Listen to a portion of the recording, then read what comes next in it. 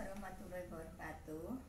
Selamat ketemu kembali dengan pelajaran sosiologi, di mana minggu kemarin Ibu telah menjelaskan tentang pengertian kelompok sosial, ciri-ciri kelompok sosial, syarat-syarat kelompok sosial, dan bentuk-bentuk kelompok sosial yang tidak teratur seperti massa, publik, kerumunan. Nah, untuk hari ini semoga kalian mengikuti semuanya pelajaran hari ini tentang bentuk-bentuk kelompok sosial yang teratur. Nah, untuk itu kita melihat pada tayangan berikut ini. Bentuk-bentuk kelompok sosial. Nah, itu di bawah ini yaitu bentuk-bentuk kelompok sosial yang teratur. Seperti apa sih bentuk-bentuk kelompok sosial teratur? Yang pertama, kelompok primer atau primer group.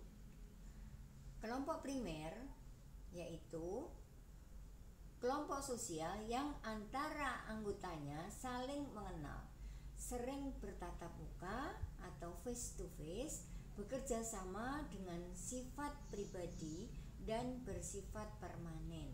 Contohnya adalah keluarga.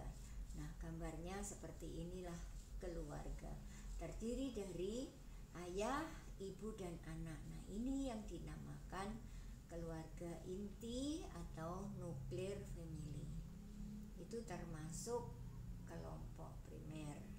Nah, berikutnya kelompok sekunder. Nah, kelompok sekunder adalah kelompok sosial dengan jumlah anggota banyak, hubungan antar anggota bersifat formal, antar anggota tidak saling mengenal, dan tidak permanen. Contohnya adalah kelompok sekunder itu seperti ini. Nah, ini tidak permanen. Nah, jadi ini mungkin acara bersama-sama, kemudian nanti setelah selesai acara ya sudah bubar gitu. Kemudian yang berikutnya adalah kelompok formal atau formal group. Nah, kelompok formal adalah organisasi kelompok yang ada di dalam masyarakat dan juga terbentuk secara resmi, mempunyai peraturan tegas dan sengaja dibuat oleh anggota-anggotanya untuk ditaati, serta berfungsi mengatur hubungan antar anggota. Contohnya koperasi desa. Nah, dalam koperasi desa ini tentu saja misalnya masalah simpan pinjam atau masalah pertokoan. Nah, di sini ada aturan-aturan main tersendiri. Misalnya tata kramanya, kemudian tata tertibnya, cara meminjam uang, bagaimana pengembaliannya, bagaimana, dan lain sebagainya. Berikutnya adalah kelompok informal atau informal group. Kelompok informal adalah organisasi kelompok yang dibentuk dengan tidak resmi, tidak mempunyai struktur dan organisasi yang pasti, serta peraturan yang ada di dalam kelompok informal tidak tertulis secara resmi atau jelas. Contohnya kopi hitam, orang minum kopi, misalnya makan di warung atau minum-minum di warung kopi, yang mana ini kelompok ini secara bisa jadi secara terorganisasi, tetapi di sini tidak ada aturan-aturan yang mengikat. Berikutnya in-group.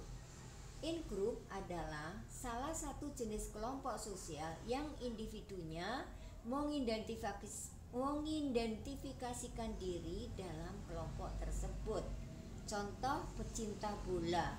Nah, pecinta bola itu mereka mengidentifikasikan dirinya pecinta bola. Misalnya sama-sama pecinta bola voli misalnya. Nah, mereka bergabung dalam satu kelompok. Kemudian berikutnya out group. Outgroup adalah kelompok yang dianggap sebagai kelompok luar atau kelompok yang dianggap sebagai lawan. Contoh kelompok Partai Golkar dan Partai Demokrat. Partai Golkar menganggap Partai Demokrat itu outgroup. Sementara Partai Demokrat juga menganggap Partai Golkar itu adalah outgroup gitu. Jadi di luar grupnya atau di luar kelompoknya. Berikutnya Gesellschaft atau patembayan.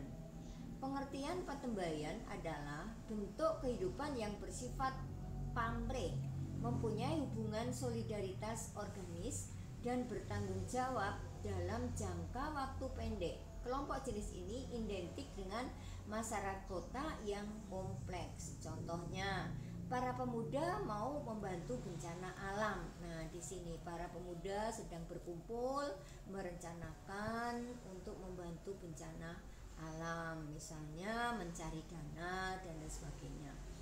Kemudian berikutnya kelompok referensi group. Kelompok referensi adalah kelompok sosial yang menjadi acuan bagi seorang atau bukan anggota kelompok untuk membentuk pribadi dan perilakunya. Contoh, suatu kelompok memilih produk yang bagus. Nah, di sini suatu kelompok sosial itu datangnya dari mana saja ini. Kemudian mereka memilih produk-produk yang bagus gitu. Jadi mereka saling membantu untuk memilih produk yang bagus. Itu kelompok reference group. Kemudian berikutnya kelompok membership atau membership group. Kelompok membership adalah kelompok yang hubungan antara anggotanya terjadi secara fisik. Ukuran utama keanggotaan seseorang adalah interaksinya dengan kelompok sosial yang bersangkutan. Contohnya membership group member, misalnya menjadi member. Misalnya menjadi member di supermarket. Nah, kadang-kadang kita mempunyai kartu. Di mana ini hubungannya renggang antara member yang satu dengan yang lain, tidak saling mengenal.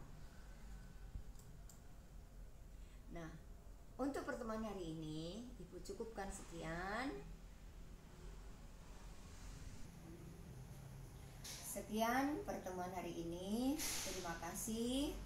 Kemudian untuk berikutnya kita tentu latihan-latihan soal berupa kuis dan soal esai. Nah, mengerjakannya tetap seperti biasa. Sekian, waalaikumsalam.